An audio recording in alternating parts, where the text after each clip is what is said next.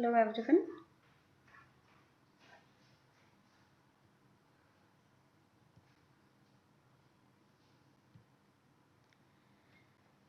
Let's start again Mission Net JRF 2021. Give me a second please.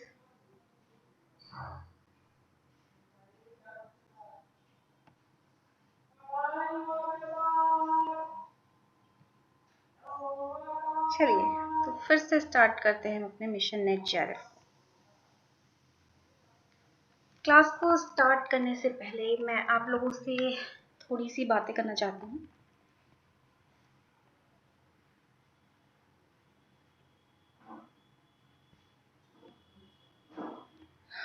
वो ये है कि काफ़ी दिनों से हमारी पढ़ाई हुई नहीं, हम सफ़र कर रहे थे,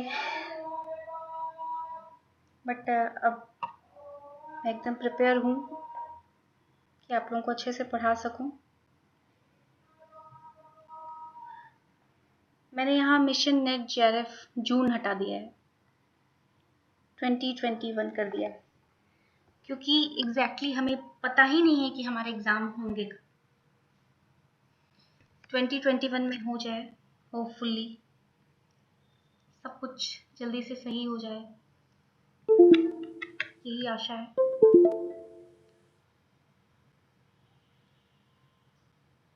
और अब तो ये कहने में भी डर लगता है कि बी पॉजिटिव, है ना, सब कुछ अच्छा हो जाए।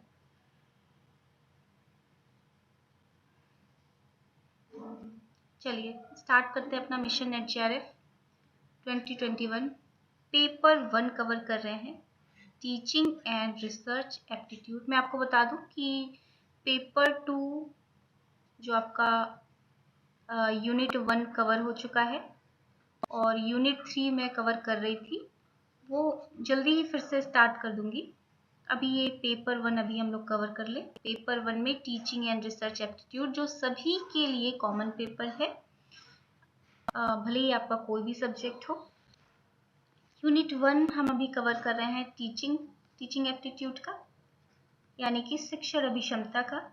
ये है आपकी क्लास नंबर 6। बाकी की क्लासेस आपने अगर नहीं देखी है तो आप मेरे वीडियो सेक्शन में जाके उसे देख सकते हैं। जितना बता दिया है मैंने उसे पढ़ लेंगे तो एक्स्ट्रा आपको पढ़ने की ज़रूरत नहीं होगी। मैं भी आपको बता दूं कि मैं सिलेबस के अकॉर्डिंग एकदम चल रही हूँ। जितना जो भी सिलेबस में, एक सेकेंड, जितनी चीज़ें सिलेबस में है मैं वो सारी चीज़ें आपको कवर करा रही हूँ। उसके बाद मैं जब सिलेबस ये कवर हो जाएगा टीचिंग एप्टीट्यूड का, तो कुछ चीज़ें हैं ऐसी एक्स्ट्रा चीज़ें भी जो अब एग्ज़ाम में आती हैं, वो भी मैं आपको करा दूँगी। तो अगर आप मेरे चैनल पे न्यू हैं तो आप इसे सब्सक्राइब कर सकते हो, सो दैट आप घर पे बैठ के आराम से अपनी स्टडी को कर सको। आपको ये बर्डन नहीं हो कि आपको कोचिंग, ये क्लासेस कैसे मैनेज करनी है। इसलिए बहुत कंसाइज वे में मैं सारी लेक्चर्स को अपलोड करती हूँ, जिससे आपको बहुत ही फालतू चीज़ें पढ़नी ना पड़े और आपका सिलेबस अच्छे से कवर हो जाए और आपका नेट JRF क्लियर हो जाए। अदर फ्रेंड्स को ज़रूर शेयर करें, शेयरिंग इज़ केयरिंग। आप सभी जानते हो कि इस समय घर पे बैठ के पढ़ने से सुविधा से ज़्यादा कुछ भी नहीं है, तो सभी को शेयर करें जिससे सभी को बेनिफिट हो सके। क्लास को ज्वाइन करना चाहते हैं तो आप मुझे व्हाट्सएप कर सकते हैं 8299440121 पे। तो चलिए आगे बढ़ते हैं, मूव करते हैं। हमें आज पढ़ना है, जैसा कि मैंने बताया कि मैं आपको सिलेबस के अकॉर्डिंग ही पढ़ाऊंगी भी। सिलेबस कवर होते ही उन चीज़ों को भी कवर करा दूंगी जो एक्स्ट्रा चीज़ें टीचिंग एप्टीट्यूड में अब आ रही हैं। तो हमें पढ़ना है अब फैक्टर्स,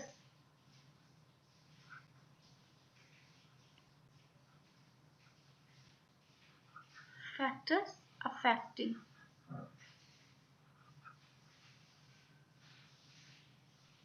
टीचिंग।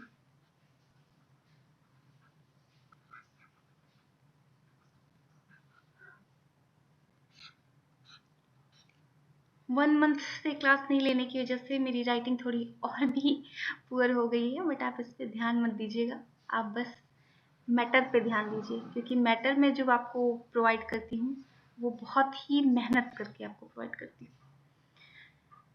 तो फैक्टर अफेक्टिंग टीचिंग मतलब शिक्षण को प्रभावित करने वाले तत्व, ये एग्जामिनेशन में आपके आता है और ये इस तरीके से पूछा जाता है कि जैसे मैं आपको बता दूं कि फैक्टर अफेक्टिंग टीचिंग शिक्षण को प्रभावित करने वाले तत्व।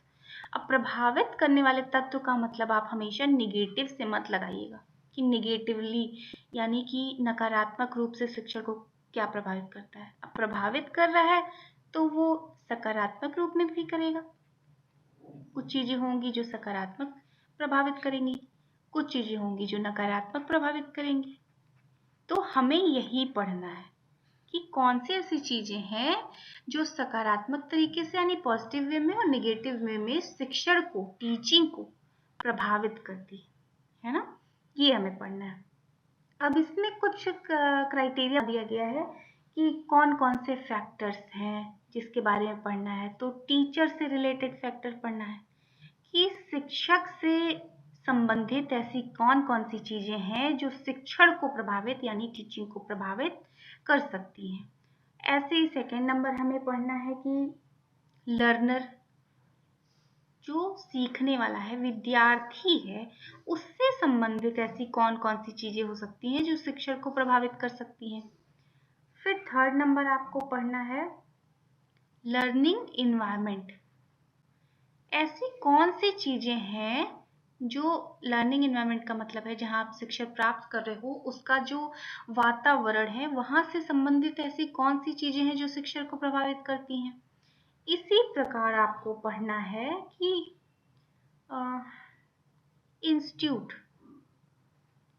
इंस्टीट्यूट से जो आपकी संस्था है उससे रिलेटेड संबंधित ऐसी कौन सी चीजें हैं जो शिक्षक को प्रभावित करेंगी।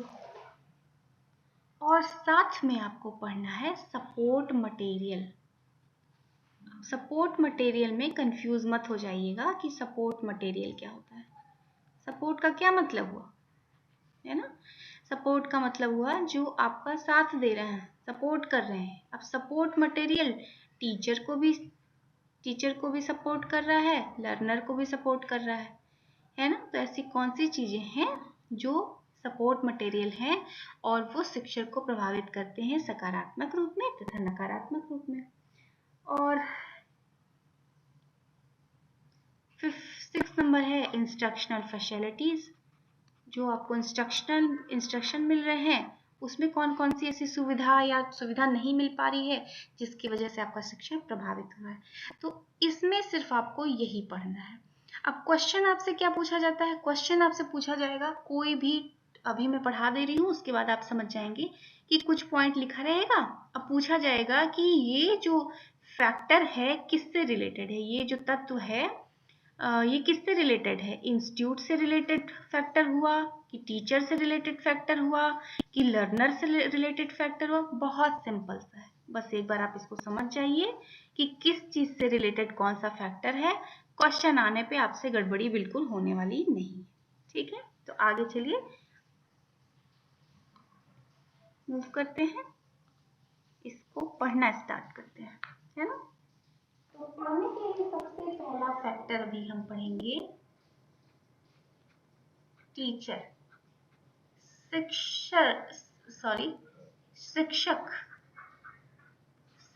से संबंधित वैसी कौन सी चीजें हैं जो शिक्षण को, टीचिंग को प्रभावित करती है। बहुत सी चीजें। फर्स्ट आप ले लो एजुकेशनल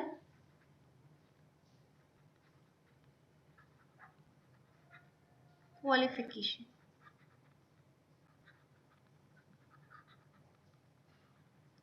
टीचर से संबंधित उसकी एजुकेशनल क्वालिफिकेशन। अब एक शिक्षक जो है काफी पढ़ा लिखा है ना, उसने एप्रोप्रिएट ट्रेनिंग प्राप्त की जो पढ़ाने के लिए। अब मुझे अगर आपको पढ़ाना है ना, तो मैंने नेट क्लियर किया हुआ, ऐसा ना हो कि मैंने नेट क्लियर ही नहीं किया हो और आपको चल दूं नेट पढ़ाने के लिए, तो क्या होगा? निगेटिव वे में प्रभावित, शिक्षण क्या होगा? प्रभावित होगा, टीचिंग प्रभावित होगी निगेटिव वे में कि अरे इनका खुद का नेट क्लियर नहीं है, ये कैसे मुझे पढ़ा रहे, क्योंकि मेरे पास ऑब्वियसली उतनी नॉलेज नहीं होगी। बट मैंने अगर 2 बार 4 बार क्लियर किया हुआ है तो ऑब्वियसली मैंने उस चीज़ को गेन कर लिया है, अप्रोप्रिएट मुझे नॉलेज मिल गई है और मैं आपको पढ़ा सकती हूँ। और अगर मैंने पीएचडी नहीं करी है या मैं नेट नहीं हूँ तो मैं चल दूँ आपको एमएड डिग्री में पढ़ाने, बीएड में पढ़ाने, तो क्या होगा? अप्रोप्रिएट ट्रेनिंग मेरे पास नहीं है, मैंने बीएड नहीं किया है ना, और चल दूँ मैं पढ़ाने बच्चों को 12th क्लास के, तो वो क्या होगा? मेरी एजुकेशनल क्वालिफिकेशन जो है उतनी अप्रोप्रिएट नहीं है जिससे ये जो शिक्षण है, टीचिंग है, बेटर हो, शिक्षण अच्छी तरीके से प्रभावी ढंग से हो सके, तो ये निगेटिव वे में इसको प्रभावित करेगा। लेकिन वही अगर मैंने अप्रोप्रिएट ट्रेनिंग प्राप्त की है तो ये पॉजिटिव वे में शिक्षण को प्रभावित करेगा। मुझे लगता है टीचर से रिलेटेड पहला आप समझ गए होंगे, एजुकेशनल क्वालिफिकेशन। फिर दूसरा है प्रोफेशनल कॉम्पिटेंसी।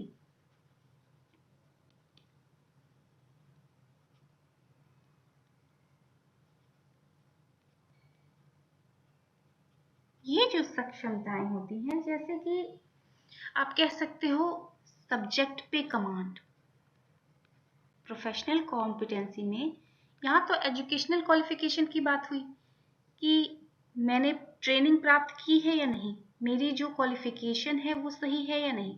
लेकिन जो प्रोफेशनल कॉम्पिटेंसी होगी उसमें क्या होगा? सब्जेक्ट, सब्जेक्ट पे कमांड, सब्जेक्ट मैटर पे कमांड। अब मैं आपको चलूँ फिलॉसफी पढ़ाने और मुझे फिलॉसफी की एबीसी भी बताना, बस मैं ऐसे ही पढ़ा दूँ आपको, है ना, तो नेगेटिव वे में शिक्षण जाएगा। लेकिन अगर मेरा सब्जेक्ट पे कमांड है, मुझे फिलॉसफी बड़े अच्छे से आ रही है, मुझे टीचिंग बड़े अच्छे से आ रही है, तो मैं आपको बड़े अच्छे से उसको समझा पाऊंगी। तो सब्जेक्ट पे कमांड होना भी शिक्षण को क्या करता है? प्रभावित करता है। साथ में कम्युनिकेशन, कम्युनिकेशन की स्किल, ये आपका प्रोफेशनल कॉम्पिटेंसी में ही आएगा, याद रखिएगा। कम्युनिकेशन, संचार जो है, अब मैं आपको 4 लेक्चर में एक ही चीज पढ़ाऊं और आपको समझ में ना आए क्योंकि मेरा संचार ही अच्छा नहीं है, मैं बहुत बेहतर ढंग से कंसाइज वे में आपको समझा नहीं पा रही, तो ये 4 लेक्चर बेकार है। लेकिन अगर मैं 15 मिनट के लेक्चर में आपको फैक्टर इफेक्टिंग बड़े अच्छे से समझा दे रही हूँ, इसका मतलब है कि मेरी जो प्रोफेशनल कॉम्पिटेंसी है, क्षमता है संचार की, वो अच्छी है, जिससे क्या होगा? हमारा जो टीचिंग होगा, शिक्षण होगा, बहुत ही बेहतर तरीके से होगा। ठीक है,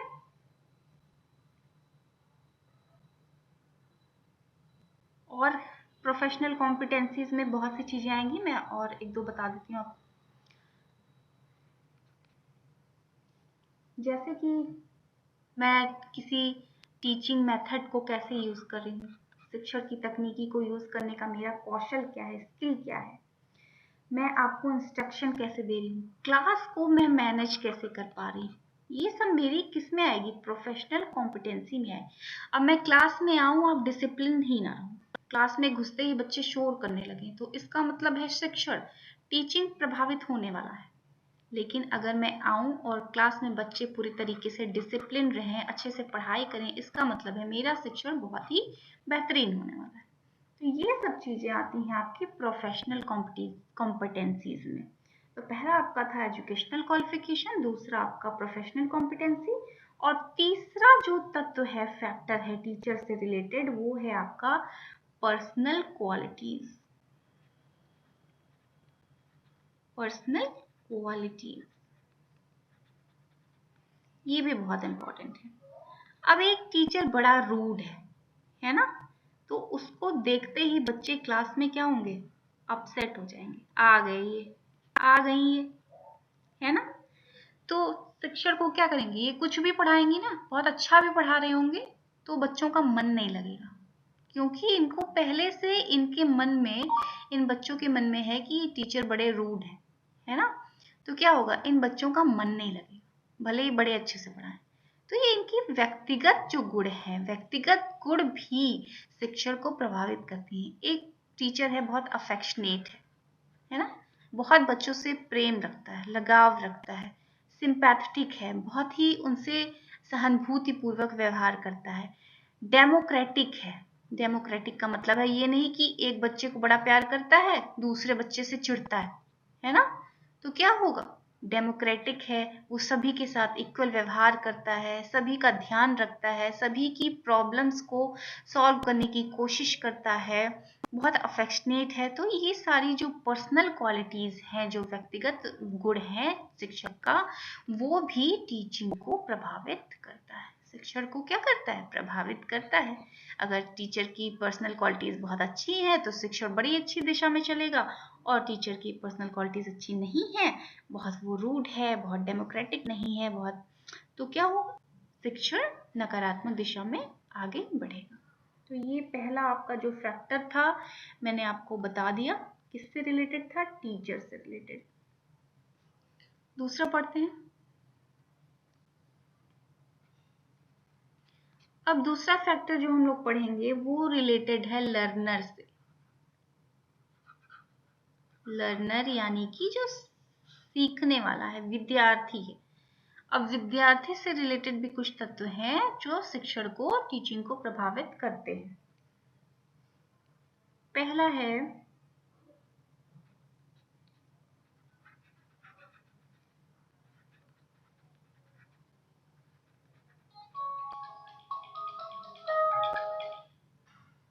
इंटेलेक्चुअल एबिलिटी, यानी कि जो बौद्धिक क्षमता है।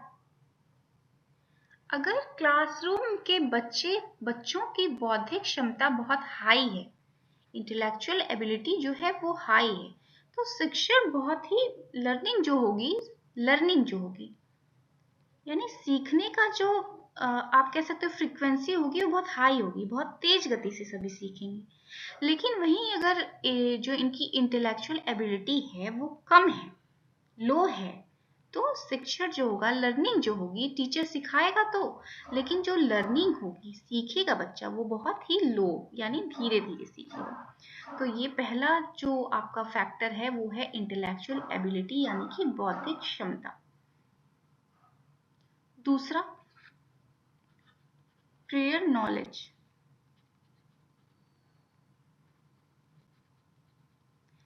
इसका मतलब है कि अगर बच्चा पहले से कुछ जानता है, अगर क्लास में टीचर गया, उसने बच्चे से कुछ पूछा, कोई पोयम थी उसके बारे में पूछा। अब ये इस टीचर को इसको एक्सप्लेन करना है पोयम को। अब ये बच्चा पहले से थोड़ा इस पोयम के बारे में जान रहा है, या चलिए नाउन पढ़ रहा है, वो संज्ञा पढ़ रहा है, थोड़ा सा इसके बारे में जान रहा है, तो क्या होगा, तो टीचिंग होगी थोड़ी बेटर वे में चलेगी। अगर ये कुछ भी नहीं जानता है तो टीचर को फिर से बहुत सारी मेहनत करके फिर इसे सिखाना होगा, तो ये दूसरी तरीके से उसे प्रभावित करेगा। तो प्रियर नॉलेज यानी कि जो पूर्व हमारा ज्ञान है वो भी क्या करता है, शिक्षण को प्रभावित करता है। थर्ड है अटेंशन स्पैन। अब बच्चा कितना ध्यान दे रहा है, एक बच्चा बड़ा ध्यान दे रहा है पढ़ने में, जो टीचर पढ़ा रहा है बड़े ध्यान से पढ़ रहा है, बड़े ध्यान से सुन रहा है, तो इसकी जो टीचिंग होगी, जो इसकी लर्निंग होगी, जो ये सीखेगा बड़ा फास्ट सीखेगा। दूसरा बच्चा ध्यान नहीं दे रहा है, बहुत कम देर तक ध्यान दे पा रहा है, तो ये कम सीखेगा। या फिर एक टीचर है, अपने बच्चों को बहुत देर तक अटेंशन नहीं दिला सकता है, 40 मिनट की 45 मिनट की क्लास है, 15 मिनट बाद बच्चे उससे बोर हो जा रहे हैं, तो क्या होगा, तभी भी क्या होगा, लर्निंग अच्छी नहीं होगी, है ना। तो ये लर्नर से रिलेटेड आपके फैक्टर्स हो जाते हैं। 2-3 और हैं, मैं बता दूं उससे। फिजिकल फैक्टर,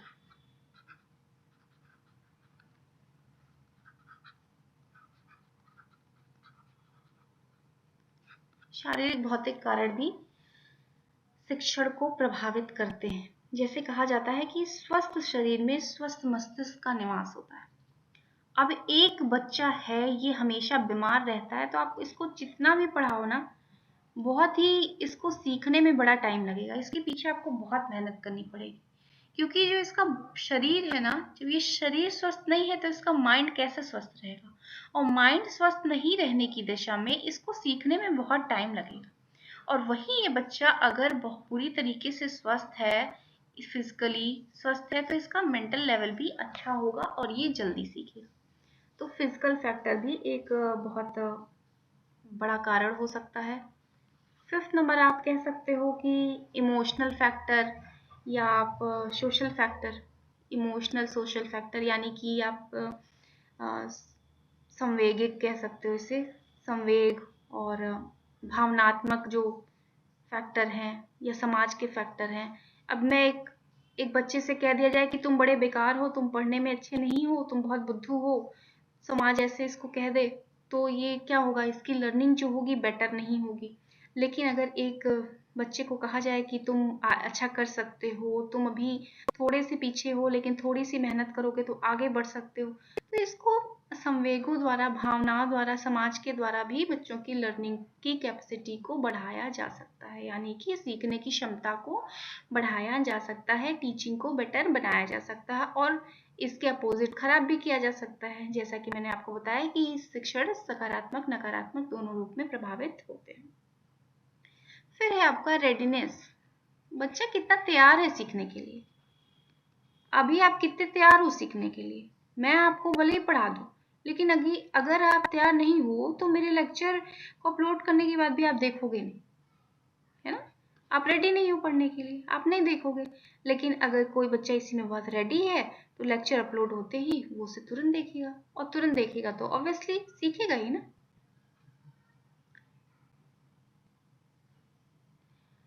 मोटिवेशन का लेवल, अभिप्रेरणा, मुझे पढ़ना है, मुझे सीखना है, तो बच्चा सीखेगा। मुझे नहीं पढ़ना है, मुझे नहीं मन कर रहा है सीखने का, बच्चा नहीं सीखेगा। अभिप्रेरणा का लेवल जो है, स्तर जो है, अंदर से अभिप्रेरणा आ रही है या बाहर से अभिप्रेरणा आ रही है, ये भी शिक्षण को प्रभावित करती है। ठीक, तो ये आपका हो गया टीचर से रिलेटेड, उसके बाद लर्नर से रिलेटेड। अब हम पढ़ेंगे सी नंबर, लर्निंग एनवायरनमेंट से रिलेटेड। लर्निंग मुझे लगता है ये ज़्यादा हो जाएगा, तो मैं फैक्टर टीचर से रिलेटेड मैंने पढ़ा दिया और लर्नर से रिलेटेड पढ़ा दिया। अब बाकी का दूसरे लेक्चर में कर दूंगी, अदरवाइज ये ज़्यादा हो जाएगा। तब तक के लिए ऑल द बेस्ट, आप लोग अच्छे से पढ़ाई करिए।